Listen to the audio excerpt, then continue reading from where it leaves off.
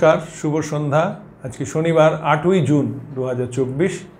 বাকচক্রের নতুন পথ চলা বিবেকানন্দ ঘরে ঘরের আজকে 161তম সাপ্তাহিক ধারাবাহিক বক্তৃতামালায় আপনাদের সকলকে সাদর অভ্যর্থনা ও আমন্ত্রণ জানিয়ে আমাদের এই অনুষ্ঠান শুরু করছি। অনুষ্ঠানের বিষয় এবং বক্তা অপরিবর্তিত। বিষয় স্বামী বিবেকানন্দের পত্রাবলী এবং বক্তা শ্রী তরুণ গোস্বামী, যার পরিচয় নিষ্প্রয়োজন, যিনি আমার পাশেই বসে আছেন। আর এই অনুষ্ঠান শুরুর আগে আমাদের প্রথাগতভাবে আমাদের প্রার্থনা সঙ্গীত, যেটা গেয়েছেন আমাদেরই বাকচক্রের পরিচালক মণ্ডলী সিনিয়র মোস্ট সদস্য শ্রী রমেশচন্দ্র বন্দ্যোপাধ্যায়, তার সেই গানটা শুনে আজকে আমাদের অনুষ্ঠান শুরু করছি। নমস্কার, ভালো থাকবেন।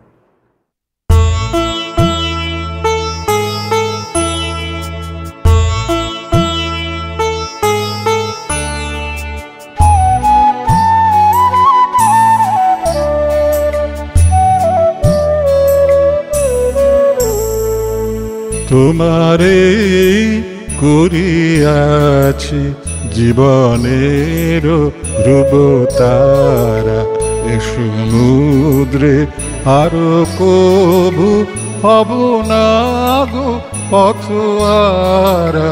তোমারে করিয়াছি জীবনের ধ্রুবতারা।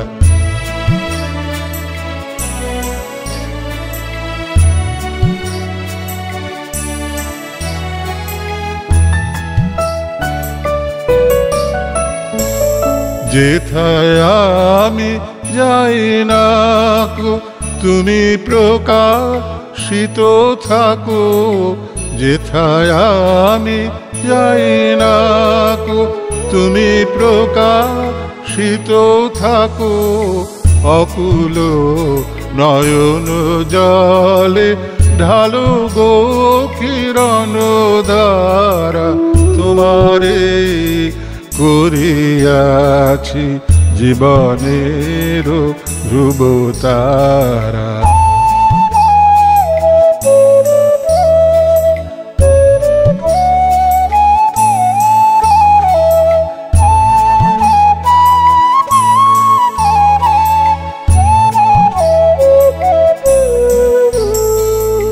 তব মুখ সদা মনে জাগিতেছে সঙ্গপানে, তিলেকো অন্তর হলে নাহিরি কুল কিনারা। তব মুখ সদা মনে জাগিতেছে সঙ্গপানে, তিলেকো অন্তর হলে নাহেরি কুল কিনারা। কখনো বিপথে যদি ভ্রমিতে চায় হৃদি, কখনো বিপথে যদি ভ্রমিতে চায় হৃদি, অমনীয় মুখ হেরি শরমে যে হয় সারা। তোমারে করিয়াছি জীবনের ধ্রুবতারা, এ সমুদ্রে আরো কবু হব না গো পথহারা। তোমারে করিয়াছি জীবনের ধ্রুবতারা।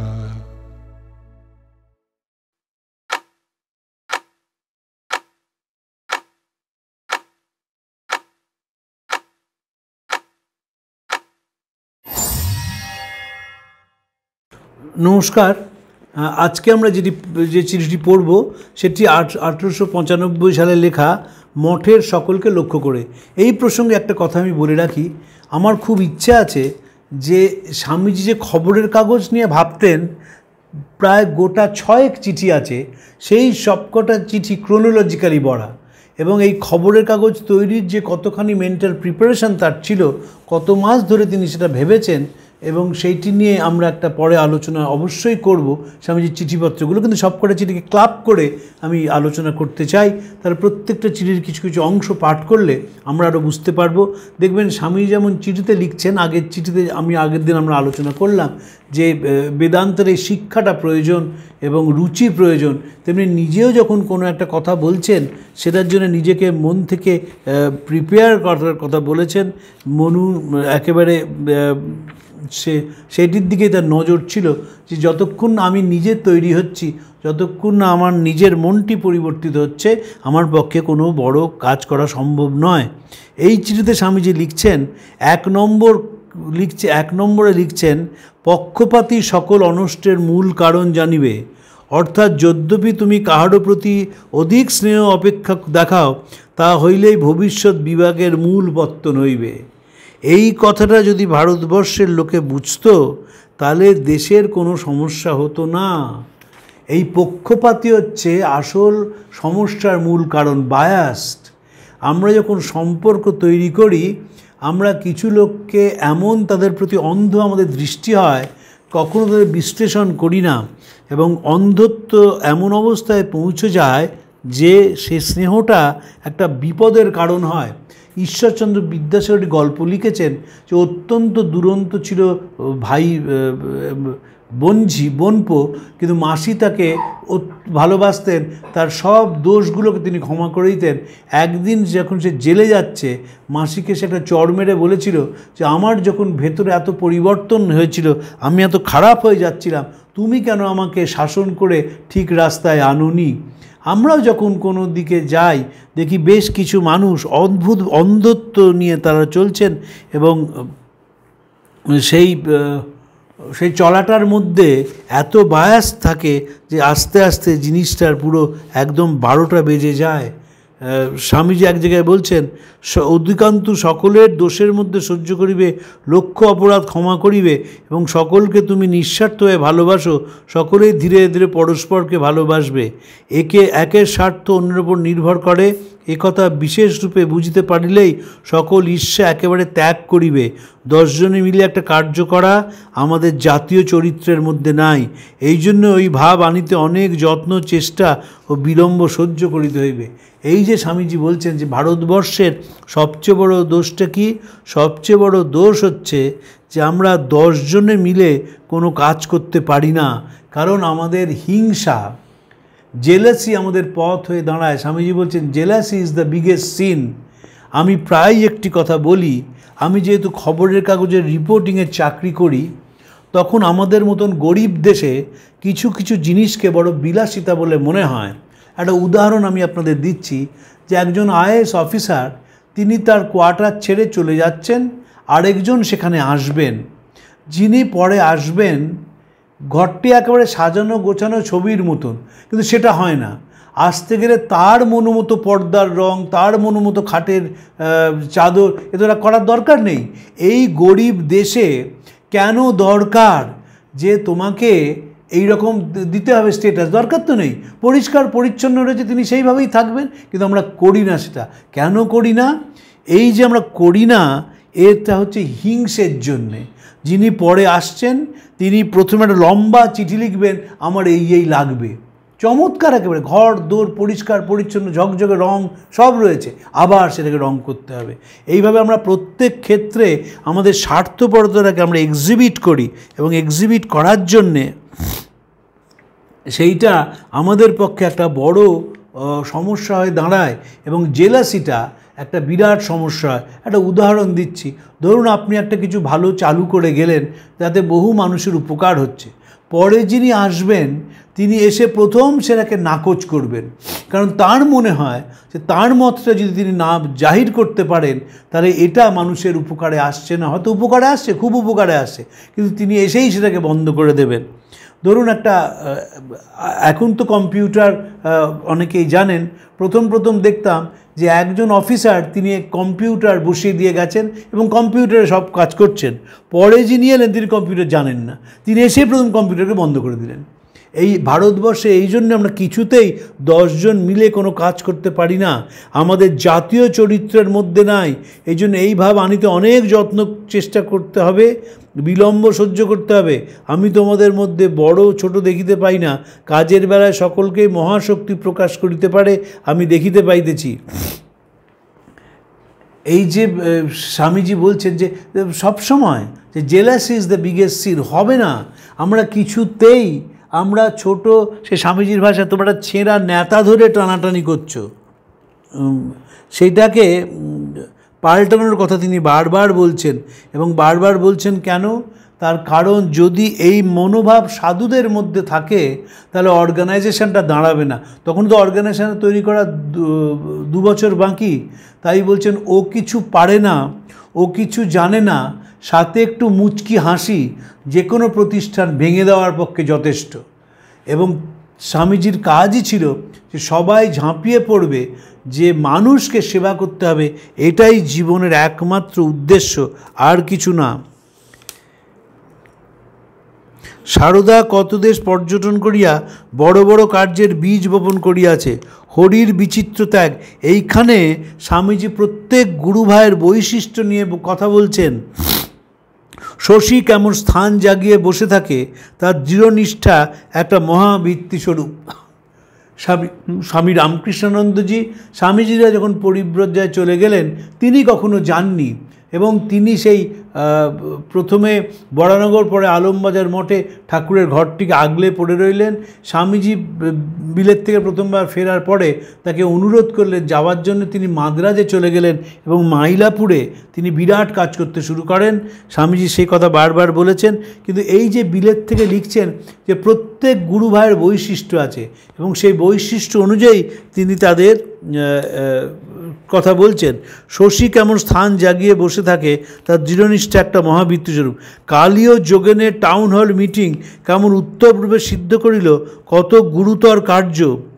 এই যে কালী এবং যোগেন, এই যে স্বামীজিকে যে টাউন হলে যে সভা করা হয়েছিল, স্বামীজির যে বিলেতে কাজ, সেটিকে প্রশংসা করে স্বামীজিকে অভিনন্দন, এবং স্বামীজি শুধু নয়, বিশেষ করে বিদেশি আমেরিকানদের অভিনন্দন জানানো যে তারা বিবেকানন্দকে আবিষ্কার করেছেন এবং সহায়তা করেছেন তার কাজে। টাউন হলে যে সভা হয়েছিল, সেই সভার মূল কাণ্ডারে ছিলেন স্বামী অভেদানন্দজি এবং স্বামী যোগানন্দজি।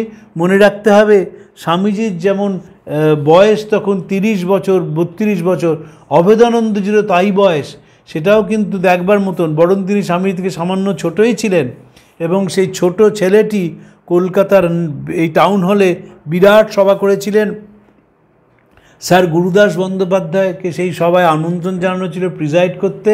স্যার গুরুদাস সেই সভায় যখন যান, পিয়ারীমোহন মুখোপাধ্যায় তার বক্তৃতায় স্যার গুরুদাসকে ধন্যবাদ জানিয়ে তার বক্তৃতা শুরু করেন এবং টাউন হলের সভাটি খুব ভালো ইম্প্যাক্ট ফেলেছিল সমাজের ওপর। বিবেকানন্দরা যে রামকৃষ্ণদেবের শিষ্য এবং বিবেকানন্দরা যে বিরাট কাজ করছেন বিদেশে, সেইটি মানুষ প্রথম জানলো। তাই বলছে যে শশী এবং যোগেন, কালী এবং যোগেন কীরকম সুন্দরভাবে সেই সভাটি করল। নিরঞ্জন, সিলন প্রভৃতি স্থানে অনেক কার্য করিয়াছে। সারদা কত দেশ পর্যটন করিয়া বড় বড় কার্যের বীজ বপন করিতেছে। হরির বিচিত্র ত্যাগ, স্থির বুদ্ধি এবং তিতিক্ষা আমি যখনই মনে করি তখনই নতুন বল পাই। হরি মহারাজ মানে স্বামী তুরীয়ানন্দজি, তারও যে বড় কাজ সেটি স্বামীজি দেখেছিলেন। স্বামীজি রামকৃষ্ণ মিশন প্রতিষ্ঠা করেন 1 মে 1897 সাল।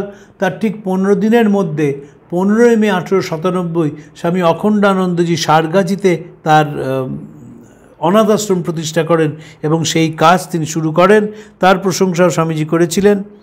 তুলসী, গুপ্ত, বাবুরাম, শরৎ প্রভৃতি সকলের মধ্যেই এক মহাশক্তি আছে। তিনি যে জহুরি ছিলেন তাতে এখনও যদি সন্দেহ হয় তাহলে তোমাতে আর উন্মাদের তফাৎ কী? স্বামীজি ঠাকুর সম্বন্ধে বলেছিলেন যে তিনি ওস্তাদ মালি ছিলেন, তাই অত্যন্ত যত্ন করে এই সঙ্গরূপী হাটটি তৈরি করেছিলেন।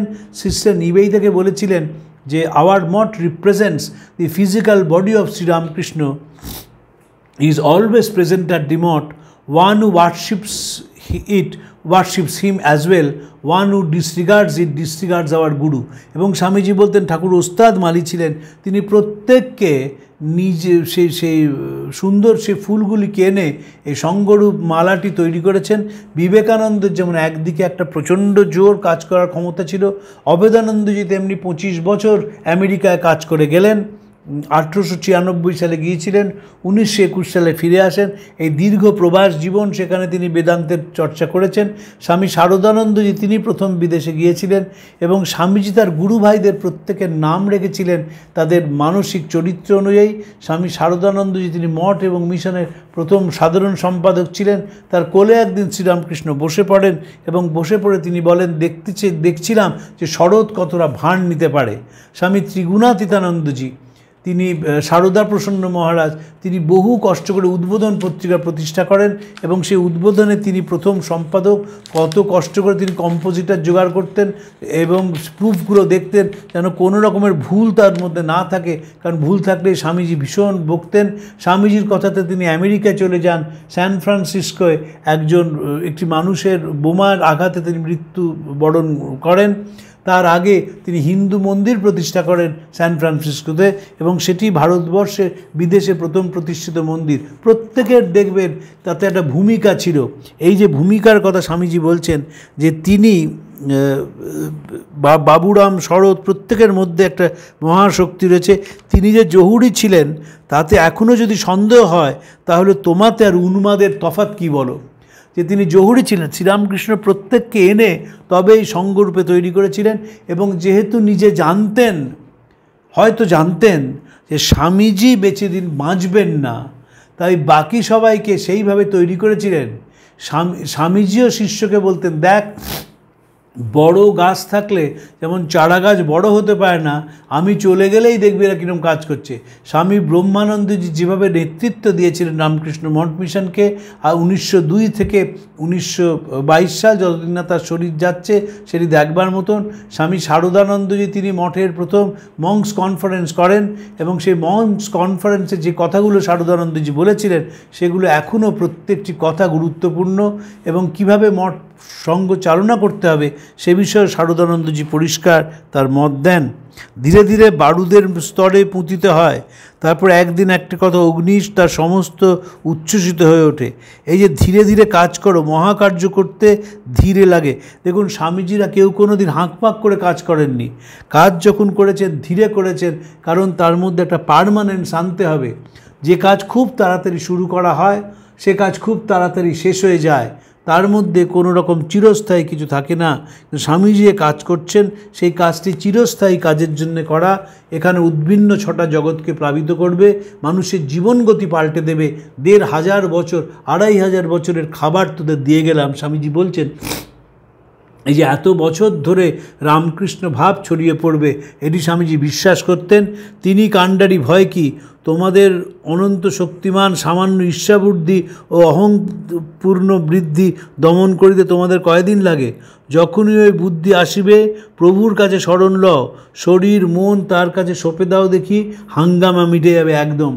যখনই ভেতরে অহংকার আসবে তখন যদি কোনো মানুষ শ্রীরামকৃষ্ণের কাছে শরণ নেয় তার সে অহংকার চলে যায়। কিন্তু এইখানে একটা সমস্যা দেখা যায়, বহু ক্ষেত্রে বহু অহংকারী মানুষ তারা কথায় কথায় বলেন ঠাকুরই তো এরম করাচ্ছেন, ঠাকুরই যে করাচ্ছেন সেভাবে করছি।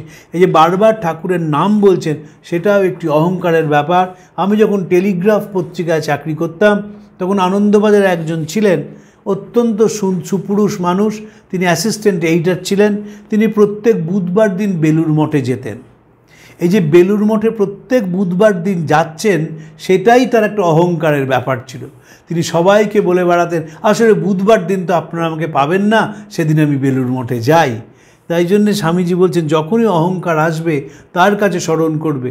আমি দেখেছি আমার এক মাস্টারমশাই তিনি কথায় কথায় বলতেন, দেখো ঠাকুর যেমন রেখেছেন, তিনি মুখে ঠাকুর রাখতেন। আর একটি মুসলমান ছেলে যেন কম নম্বর পরীক্ষায় পায় তার জন্য যৎপরোনাস্তি চেষ্টা করেছিলেন, কিন্তু মুখে বলতেন ঠাকুর যেমন রাখছেন, ঠাকুরের কাছে যাবে, ঠাকুরের কথা বলবে, তিনি ঠাকুরের কথা বলতেন। কিন্তু ব্যক্তিগত জীবনে যখনই আমরা মুখোমুখি হলাম সেই মুহূর্তে সব বোধ চুরমার হয়ে গেল। আমাদের যে ভারতীয় যে বোধ, এই বোধে ধর্মটা শুধু সপ্তাহে একদিন ধবধবে পোশাক পরে উপাসনালয়ে যাওয়া নয়, ধর্মটা হচ্ছে প্রতিদিন চর্চার বিষয়, প্রতিদিন সেটাকে ধরে রাখতে হয়। এবং সে কারণে বলছেন যখনই কোনো অহংকার আসবে সঙ্গে সঙ্গে ঠাকুরের কাছে যাবে, তাহলেই দেখবে সব হাঙ্গামা মিটে যাবে একদম। প্রত্যহ প্রাতঃকালে ও সন্ধ্যাকালে কারি, হরি, তুলসী, শশী প্রভৃতি অদল বদল করে যেন কিঞ্চিৎ কিঞ্চিৎ শাস্ত্রপাঠ করে ও পরে সন্ধ্যাকালে ও একবার পাঠ ও ধ্যান ধারণা সঙ্গে একটু সংকীর্তনাদি হয়। এই প্রথম বলছেন সকালে এবং সন্ধ্যেবেলায় কিঞ্চিৎ কিঞ্চিৎ শাস্ত্রপাঠ করে ও পরে সন্ধ্যাকালে আর একবার পাঠ ও ধ্যান ধারণা ও একটি সংকীর্তনাদি হয়। একদিন যোগ, একদিন ভক্তি, একদিন জ্ঞান ইত্যাদি বিভাগ করিয়া লইলেই হবে। এই মতো একটা রুটিন করে লইলেই সকলের মঙ্গলের বিষয়। সন্ধ্যাকালের পাঠাদির সময় সাধারণ লোকেরাও যাতে আসতে পারে এবং প্রতি রোববার 10টা হইতে নাগাদ রাত্র ক্রমান্বয়ে পাঠ কীর্তনের হওয়া উচিত, সেটা পাবলিকের জন্য।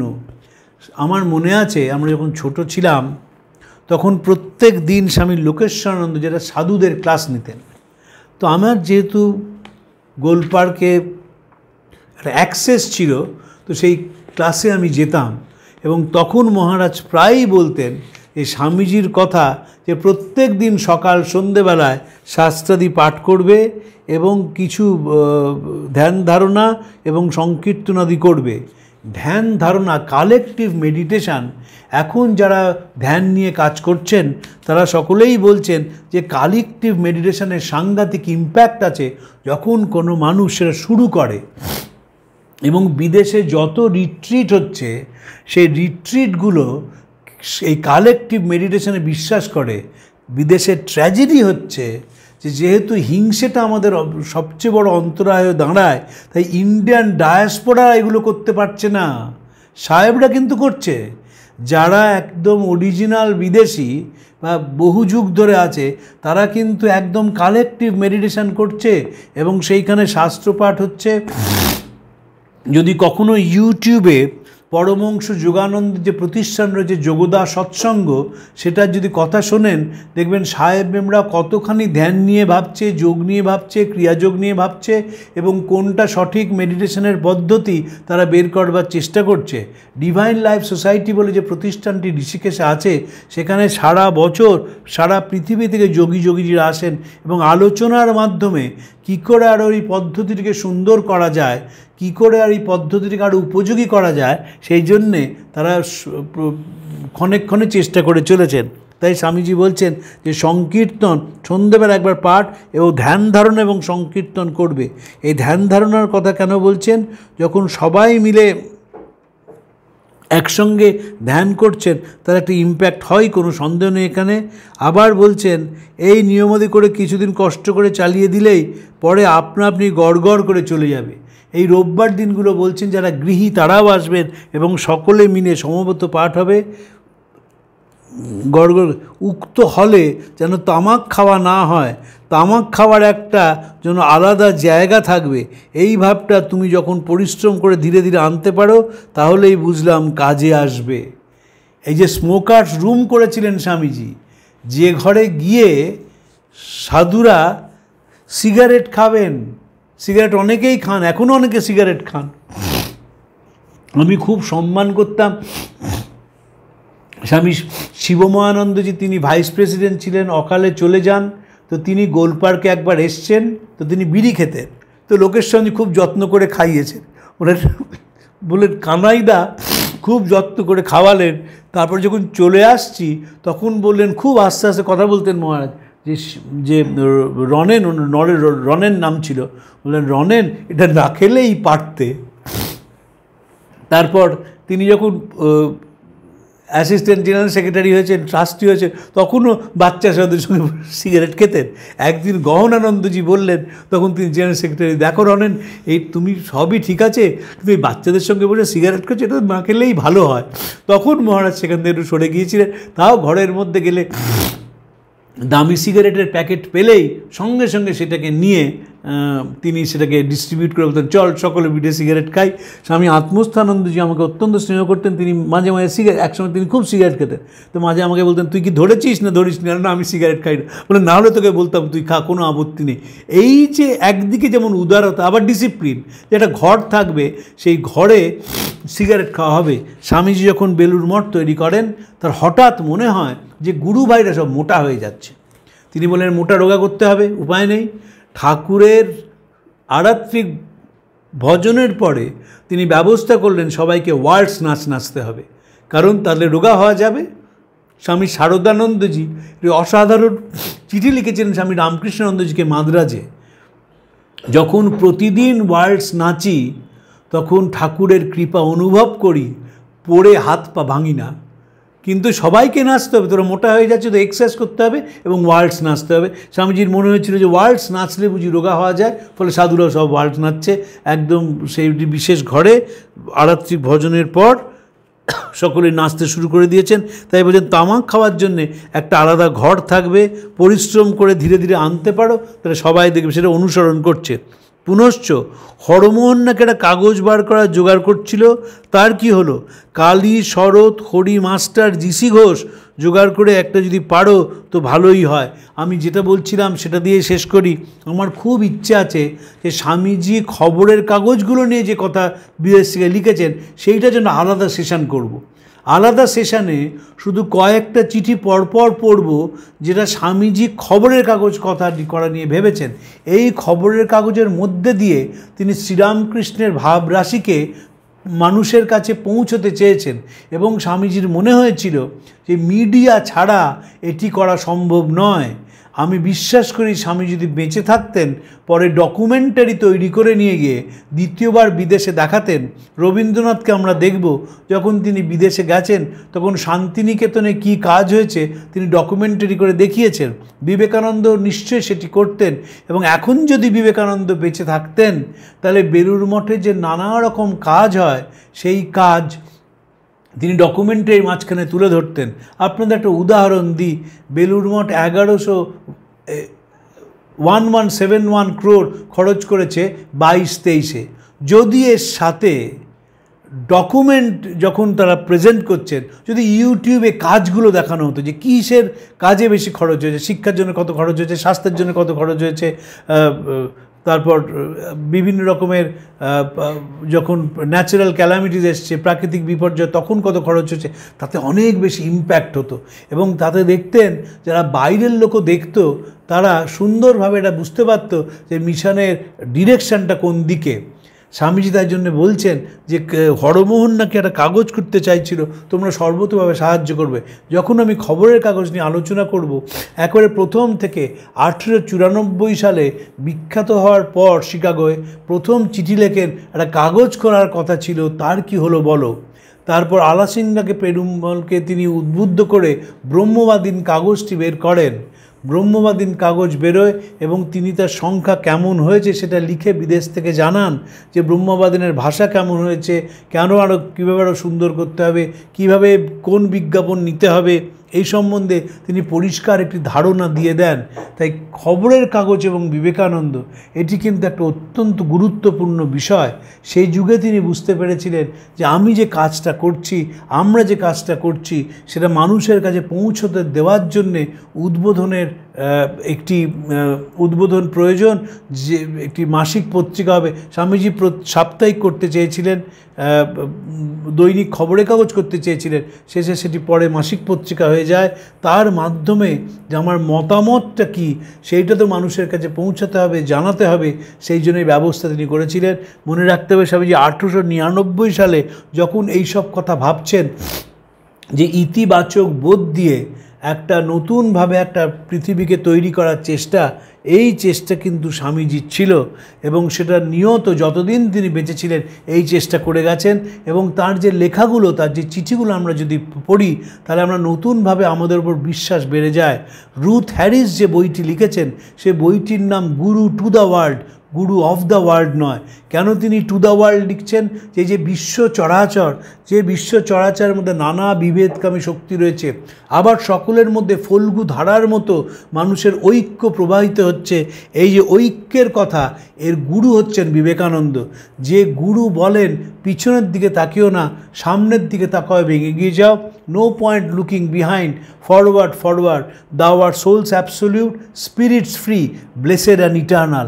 এই হচ্ছে স্বামীজির মূল কথা, যে তোমার মধ্যেই সে অনন্ত শক্তি রয়েছে। এবং নানাভাবে তিনি গুরু ভাইদের উদ্বুদ্ধ করেছেন, নানাভাবে তার বিদেশি ভক্তদের উদ্বুদ্ধ করেছেন, নানাভাবে নিবেদিতাকে উদ্বুদ্ধ করেছেন, এবং সকলকেই তিনি প্রেরণা দিয়েছিলেন যে নিজের শরীরটাকে শেষ করে দিয়ে সমাজের উন্নতি করতে। নিবেদিতারই চিঠি লিখেছিলেন স্বামীজি 1896 সালে বিদেশ থেকে, জগৎ যন্ত্রণায় পুড়ে খাক হয়ে যাচ্ছে, তোমার কি নিদ্রা সাজে? এটা শুধু নিবেদিতাকে বলার নয়, এটা স্বামীজির জীবন দর্শন, যে জগৎ পুড়ে ছাড়খাড় হয়ে যাচ্ছে, তোমার কি নিদ্রা সাজে? এই নিদ্রা জাগরণের জন্যেই তিনি রুচির কথা বলছেন, জাগরণের জন্যেই তিনি শিক্ষার কথা বলছেন। এবং মনটা যখন একবার ত্যাগে গেরুয়া রঙে মনটা রাঙিয়ে ফেলা যায়, তখন সেই মানুষ সারা পৃথিবীর অ্যাসেট হয়ে পড়ে। স্বামীজির কথা বলে শেষ করি। যখন তিনি 1896 সালে লেক লুসার্নে ছিলেন, তখন খবর পেলেন মাইসোরের মহারাজা বাড়ির কয়েকটি ঘর খুলে দিয়েছেন, অর্থনৈতিকভাবে অনগ্রসর ছেলে মেয়েদের পড়াবার ব্যবস্থা করেছেন। সেই ঘরে স্বামীজি থেকে অভ্যর্থনা করে চিঠি লিখলেন, এই জীবন কয়েকদিনের, জীবনের চাকচিক্য কয়েকদিনের, সেই বেঁচে থাকে যে পরের জন্য বেঁচে থাকে, বাকিরা মৃত প্রেততুল্য। This life is short, the vanities of the world are all transient, but they alone live who live for others, the rest are more dead than alive. প্রার্থনা করি স্বামীজির যাতে আমাদেরও ভেতরের পরিবর্তন ঘটে, এবং আমাদের যেন মানুষের সেবা করার রুচি তৈরি হয়, সেই শিক্ষা আমরা যা পাই, এবং মানুষকে সেবা করে আমরা নিজেরা যেন কৃতার্থ এবং ধন্য হই। স্বামীজির কাছে সে প্রার্থনা করে আপনাদের নমস্কার জানিয়ে আজকে শেষ করছি। প্রাণারাম প্রাণারাম প্রাণারাম প্রাণারাম প্রাণারাম প্রাণারাম, কি যেন লুকানো নামে তাই মিষ্ট এত তব নাম। প্রাণারাম প্রাণারাম প্রাণারাম প্রাণারাম প্রাণারাম।